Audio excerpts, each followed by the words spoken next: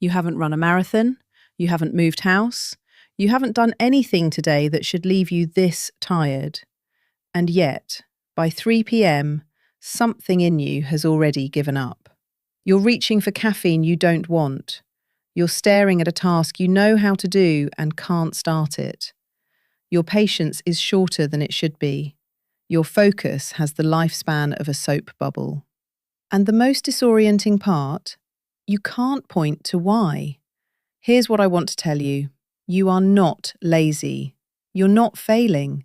You are not just someone who gets tired easily. What's happening to you has a mechanism, a specific, identifiable cause, and once you see it, you cannot unsee it. It's hiding in something you do dozens of times every single day, something so ordinary that nobody ever questions it. Let's get into it. The first thing you need to understand is how your brain actually burns energy. Most people picture mental effort as something that only happens during hard tasks, studying, writing, solving a complex problem. But that's not how the brain operates. Your brain is burning fuel constantly, and it charges the same metabolic price whether you're making a life-altering decision or choosing what to eat for lunch. This is decision fatigue, and it's not a metaphor. Research on professionals who make large volumes of decisions across a workday consistently shows that later decisions become lower quality, more impulsive, and more emotionally reactive. Not because those people are less intelligent in the afternoon, but because decision-making draws from a resource pool that depletes in real time. Now here's the part that matters. You're not just making formal decisions. Every time you check your phone and react to something, a message, a notification, a piece of content, your brain is making micro decisions. Should I respond? Is this urgent? How do I feel about this? Is this a problem? Does this require action? Each one is small, but they're happening in their dozens, their hundreds, and your brain cannot distinguish between the micro decision of checking a text message and the macro decision of reviewing a contract. It is paying the same kind of attention. It is spending the same kind of fuel. By mid-morning, many people have already made more decisions than previous generations made in a full day. And they haven't done anything yet. But decision fatigue is only part of the mechanism. There's something else happening that researchers call attention residue. And it's arguably more damaging because it's completely invisible. Every time you switch tasks, and tasks here includes checking your phone while doing something else, your brain doesn't cleanly release the previous task. A residue of it lingers. Part of your cognitive processing stays attached to that earlier context, even as you attempt to move on. Think of it like having 5 browser tabs open and 3 of them are loading in the background. You're not reading those tabs, but they're still consuming memory, still running processes, still taking up space. This is what context switching does to your working memory, and modern life is built almost entirely around it. Your phone buzzes during a meeting. You glance at an email during a conversation. You toggle between your work document and your messages, your newsfeed and your spreadsheet, your personal worry and your professional task. Every toggle costs something. And because the cost isn't visible in the moment, because it shows up as tiredness at 4 p.m. rather than as an error message right now, we never connect the habit to the consequence. Now here is the misconception that makes people pay the price. When people feel this kind of drained, they instinctively do one thing. They try to rest. And their version of rest is opening their phone and scrolling. This feels like rest. It requires no effort. It demands nothing from you. You're lying on the couch, you're passive. Surely this is recovery. It isn't. Your brain has a threat detection system, an ancient, always scanning mechanism that evolved to identify danger and respond to it. And that system does not distinguish between a predator in the bushes and an upsetting news headline. It does not differentiate between a real social conflict and a social media argument you're watching as a bystander.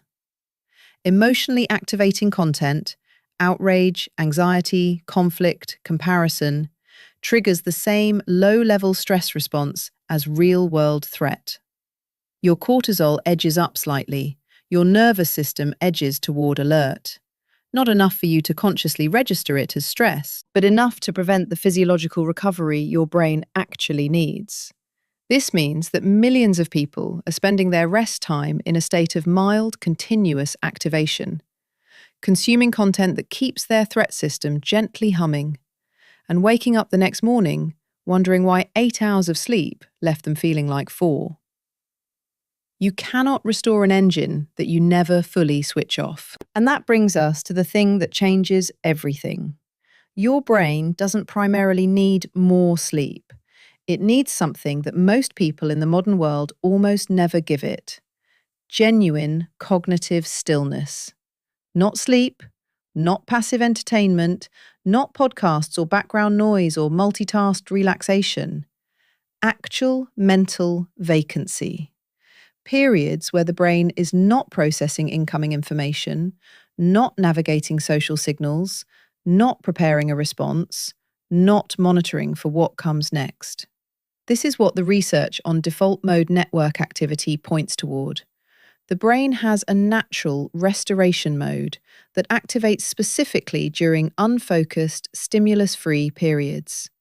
When you stare out a window, when you take a walk without headphones, when you sit with a meal and don't also watch something. These are not wasted moments. They are the moments when your nervous system is actively recovering. But we've systematically eliminated those moments. We fill every gap, every commute, every queue, every transition between one task and the next gets immediately colonized by the phone, the feed, the next piece of content. We have built a life where the brain never gets a gap to fill with nothing. And the cost is the exhaustion you feel right now. So what do you do with this? 4 changes. None of them are asking you to overhaul your life. First, create friction between yourself and your phone in the first 30 minutes of the morning. Your brain, in the first waking hour, is at its most neurologically impressionable. Flooding it immediately with social comparison, news, and notifications primes your stress response for the rest of the day. Even 20 to 30 minutes of phone-free morning substantially changes the cortisol trajectory of your entire day. Second, stop multitasking and start task batching. Instead of checking messages throughout the day, which creates constant context switching, designate 2 or 3 specific windows for communication and protect everything outside those windows for focused, single-task work. You will feel the difference within days, not because you're doing less, because you're not splitting your processing across 5 things simultaneously.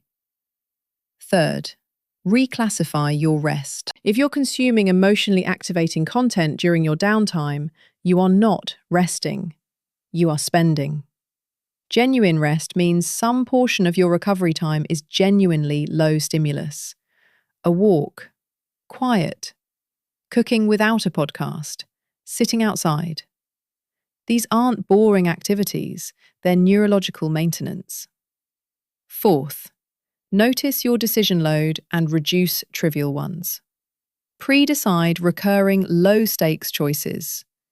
What you eat on certain days, what you wear to certain occasions, what your default answer is to certain kinds of requests. The mental energy you recover from eliminating trivial decisions is available for the things that actually matter. Before we close, one important note. If your fatigue is persistent, severe, or accompanied by other symptoms, changes in mood, physical pain, disrupted sleep regardless of habits, please take it to a doctor.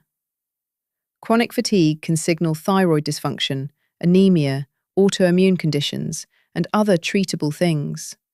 The habits we talked about today are real and worth addressing, but they are not a substitute for a medical evaluation when the tiredness goes deeper than lifestyle. Here's what I want to leave you with. Exhaustion is not your personality. It is not the inevitable cost of being a functional adult in the modern world. It is feedback, specific, readable, addressable feedback from a brain that is not getting what it needs to recover. You've been told to sleep more, exercise more, eat better. All good advice, but if you go to bed still switched on and wake up already connected, if you rest with content that activates rather than content that releases, none of those other things will close the gap. The habit that's exhausting you is the habit of never really stopping. And stopping, it turns out, is a skill, one you can learn. Drop a comment and tell me, when's the last time you sat somewhere without your phone for more than 10 minutes and didn't feel guilty about it? I'm genuinely curious how rare that actually is.